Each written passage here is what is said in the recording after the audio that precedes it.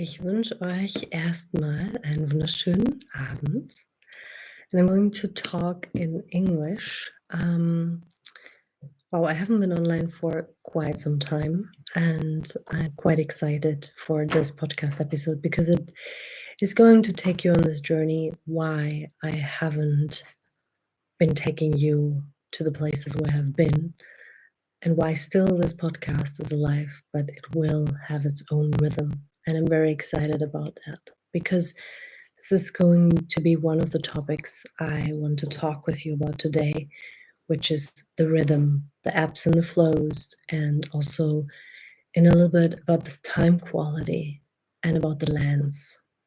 It's like three big major topics. And of course, I will intervene it into like do the weaving with uh, the so-called like cultural backgrounds as much as I of course can, and I'm also allowed to share. So first of all, let's start with the ebbs and the flows and the rhythms. And wherever we go, it's a really beautiful time right now because we are, at least in Germany, in the winter time. It is already the beginning of December, and it is quite interesting how the nature is transforming. How a couple of like areas where you go to, you most likely have already trees where there are no leaves anymore. This morning I had a very beautiful situation. I was sitting in a cafe and I was looking outside, and the light had this beautiful reflection. It was nearly golden. It was like this golden autumn idea feeling. And some leaves were falling down. It was like really yellowy, big leaves. And I was just in awe. I was amazed by this. Like it was really drawing me in. And and it's interesting because I also, and that is something I lately went a lot into, also through my teachers. One of them is Marianne. I think I mentioned her in another podcast, and she was saying that when we are talking about the northern hemisphere, so where we are, I am now in Germany. You really have this winter time where not nature is drawing back inside. Like she takes literally the juices of the roots of the trees inside. Like, poof. So there's a part of her that is dying. There's a part of her to prepare also for something new, but it is directly connected to death. It's directly connected to withdrawal in order to like come out again in a new way, in a new perspective. And I was wondering, because when you're in different places in the world, you not always have these kind of seasons. So what did the seasons do to the human beings that came before us when there was, for example, no literal electricity or light? And you can imagine it made, when we, for example, go to the Vikings, it made them to go and explore other places because they were limited in the resources and in the lands they had. So they actually explored other realms in order to get, for example, more foods and more resources, which in the place where they were, especially in the hard winters, didn't have. Which didn't, by the way, mean like the Vikings in itself are really the people who went on the ocean. It's not the Swedes, for example, itself. That's something I learned this summer. And so I really went down this literal, like this interesting road of exploration, and it was really something where I was like, okay, so there's another aspect that came in, and I'm coming back to the ebbs and the flows. But I literally came to this like moment of discovering when you see the sun in different cultures, it has mostly a masculine meaning. So there's like this coming out, this presenting, the heat, this like very strongly young oriented energy. In a lot of different cultures, it has been a god. And but in the culture, for example, of Gotland, it had been a female goddess. And then I was wondering, okay, why the sun, especially in German, the ones of you that speak German know that the sun, for example, is female, like the article of the sun. So it's seen as a female in other northern cultures as well. So I was like, because language always develops alongside with the actual like mythology.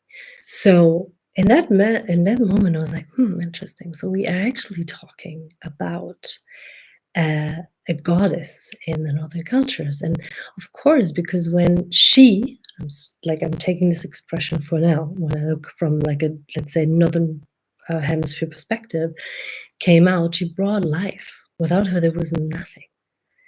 They still saw the earth as female, which I also found quite interesting. But again, what happens in the northern hemisphere? Ebbs and flows. The light gets less, so less is blooming at some point. Nothing is blossoming anymore. And we come to the solstice, to the point where there's most darkness, least light. And then from there, we come into the phase of transformation again, where more light is arising. And again, like little plants are actually blossoming up. So it's incredibly interesting how this intervening, how this development of nature is also mirroring back to us. Why do I mention that? Because I was listening to something today, which was talking a lot about the energy of fire and how the energy of fire developed and how much it made possible, but how much also we are in, let's say, I don't want to say overabundance, because in an extraction and also exploration of this energy of fire that is taking place, for example, in form of war, in form of burnout. Literally everything we have inside also is a form of inflammation. Like when we, for example, when we get sick, most sicknesses are based on an inflammation. So this is also an abundance of fire within our bodies. Which means, even though we have different seasons in nature, we observe how nature withdraws, we still have the actual, how do you say that?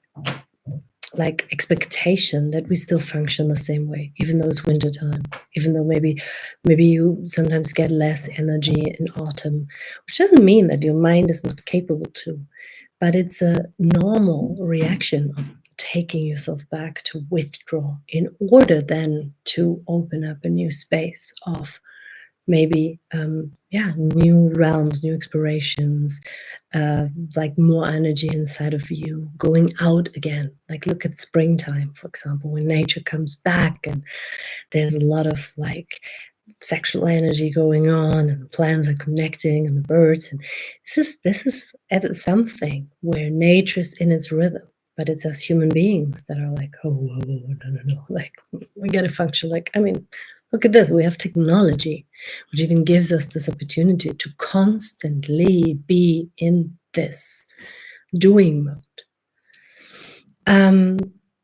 That is one part.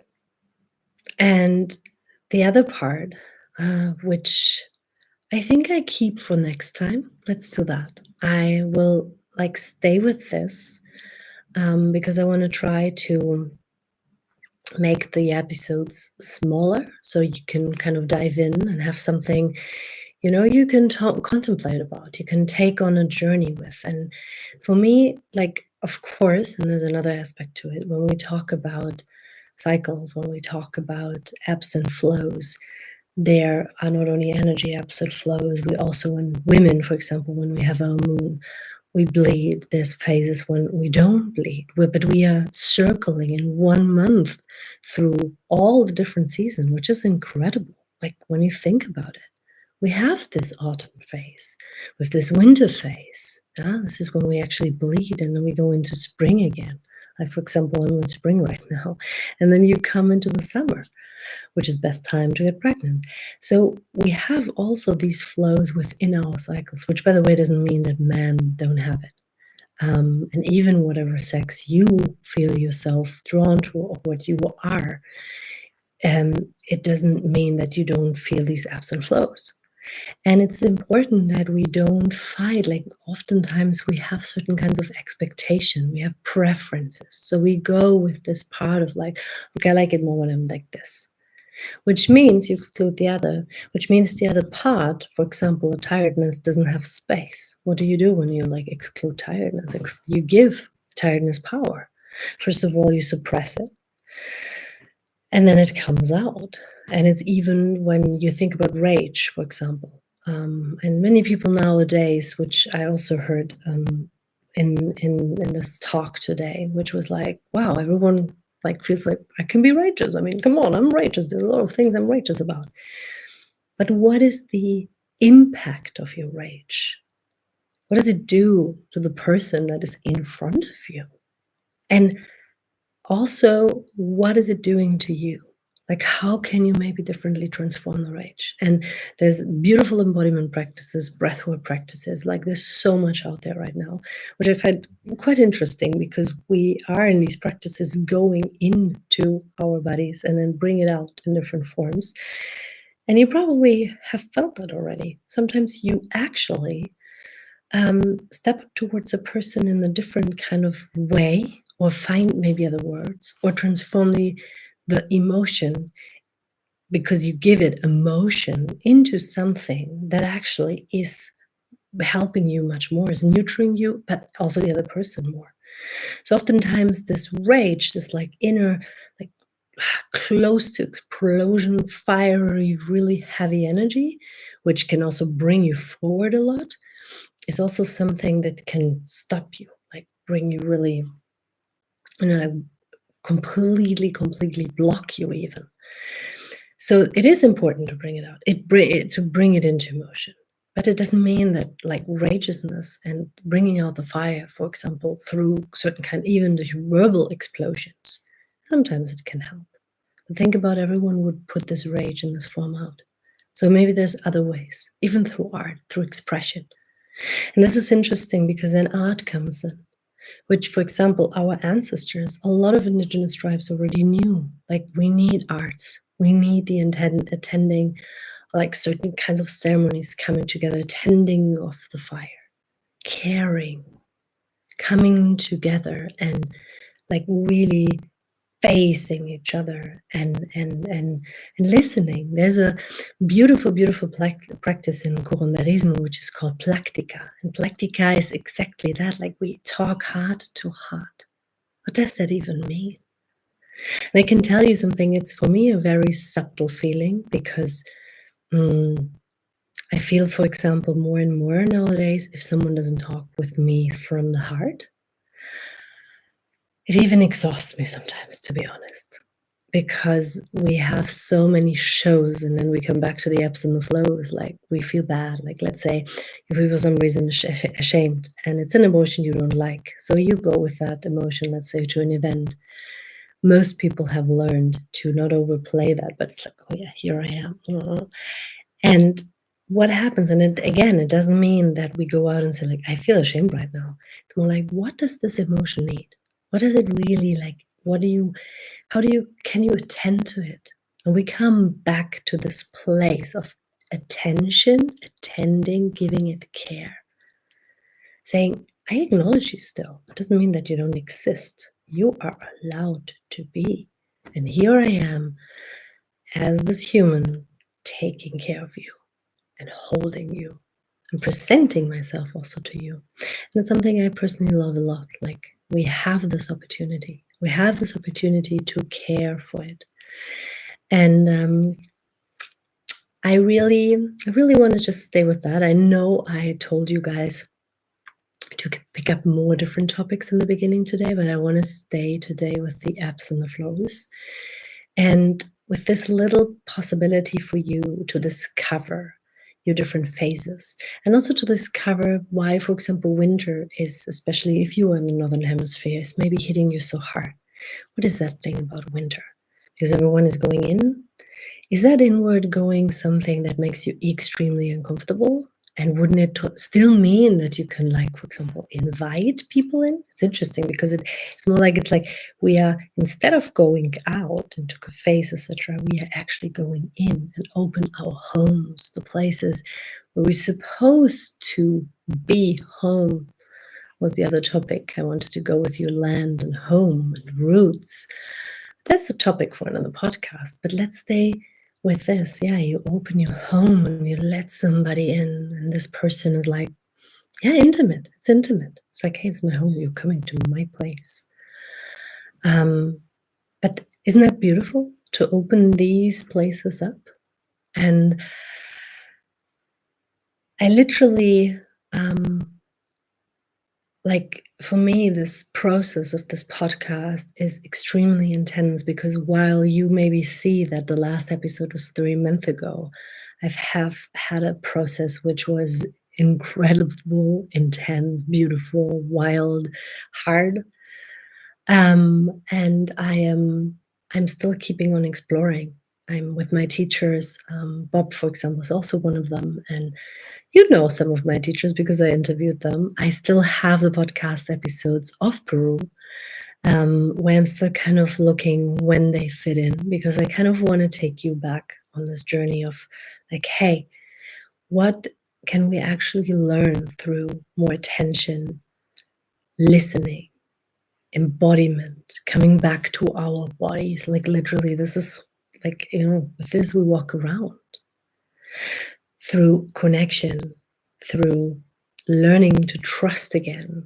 And this through these ancient practices, through exploring what already our ancestors have lived and how much connection there even is between different countries. And one last thing, one last thought I want to leave you today, which also was part of this talk today. And it was so incredible. Sometimes we do revenge for others. I don't know if you know that. I do that. Oftentimes I did things not for myself, I did them for others. So I went out, put myself on my feet, and I was like, so now I'm revenging this and this and this. And you know what the funny part is about that? Our ancestors are not sitting there and are like, hey, come on, revenge me. All of these wars we are fighting for reasons, we have this inner fire inside of us, and we are allowed to rage. We are allowed to feel that feeling, wut. No, we are allowed to feel that. It's not about like suppressing it. But if we put it externally out, what happens? Do you really solve that, or don't you plant another seed? Oh, now we're going more into like the Indian, Hindu, Buddhistic kind of mythology, philosophy, religion. This idea of like, okay, is there karma? Is there? I have a lot of questions. I don't have a lot of answers. I'm exploring with you guys, on my own, with others.